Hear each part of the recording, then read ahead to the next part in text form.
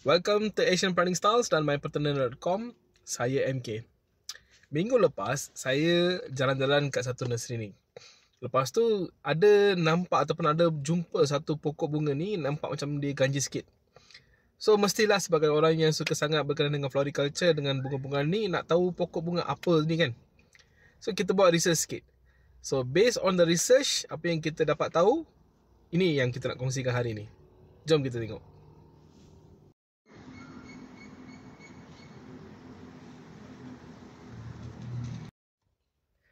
Passiflora laurifolia atau juga dikenali sebagai water lemon ataupun Jamaican honeysuckle. Yang ni adalah family kepada passion fruit. Tapi yang ni adalah yellow passion fruit. Ramai tahu passion fruit kan? Tapi ini adalah yellow passion fruit. Kemudian tuan-tuan tengok, okay, ini pokok ni adalah jenis climber. Okay, jenis climber. Sama juga seperti passion fruit yang purple. Okay, yang ni adalah jenis climber. Okay, so gambar di belakang ni tuan-tuan boleh tengok. Okay, ini adalah salah satu contoh pokok climbers tersebut, di mana perbezaan pokok ataupun buah ni boleh dibezakan melalui dua. Satu adalah melalui daun dan satu adalah melalui bunga tersebut. Passiflora yang tuan-tuan tengah tengok sekarang ni, okay, di mana yellow passion fruit, bunga dia warna purple dekat luar, okay, purple dekat luar, dan kemudian dia punya daun tu, okay, kalau tengok secara teliti, daun dia adalah 3 petal, okay, 3 petal seperti tapak kaki cicak. Tapak kaki cicak, tapak kaki katak. Okay.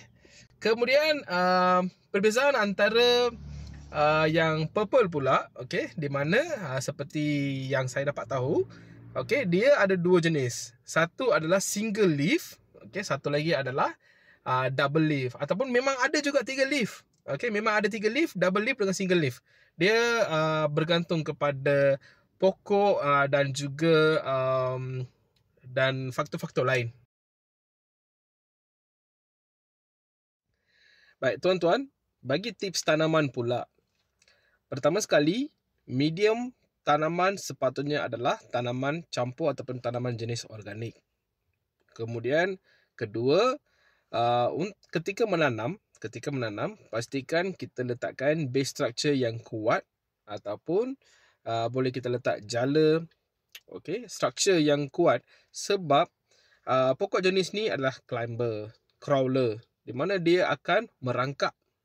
Okay, so kita kena pastikan base structure dia adalah kuat. Sebab contoh kata selepas 2 tahun, banyak sangat buah, banyak sangat daun kat situ. Kalau structure dia tak kuat, jatuh, rosak. Okay. Ketiga, cahaya matahari tak perlu. Tidak perlu cahaya matahari yang sangat terik, di bawah matahari terik tak perlu. Tetapi sekurang-kurangnya warm temperature sudah mencukupi. Okay. Kemudian nombor 4, siraman air ataupun air adalah unsur yang sangat-sangat penting perlu untuk tanaman ini.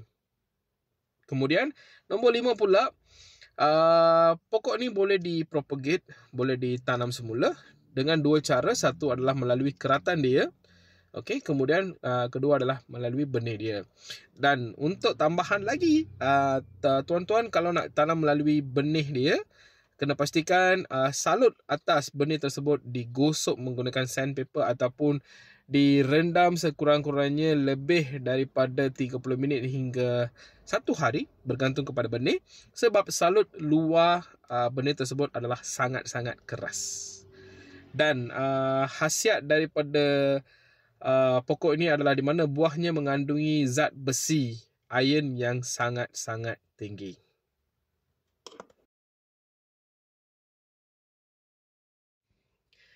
Baik tuan-tuan, saya percaya info hari ini cukup memuaskan. Banyak info yang kita telah berkongsikan. Dan saya ingin meminta kepada tuan-tuan, ya, jikalau tuan-tuan pernah mempunyai pokok bunga ni, boleh sharekan tips tanaman di ruangan komen tersebut. Dan siapa pernah makan buah tersebut, okay, boleh komen bagaimana rasa buah tersebut, dan kepada siapa-siapa yang mempunyai gambar sama ada passion fruit purple dengan kuning dan lain sekalipun, bolehlah share, kongsi kepada semua orang dalam ruangan komen di bawah. Okay? Dengan itu, saya mengakhiri video ini.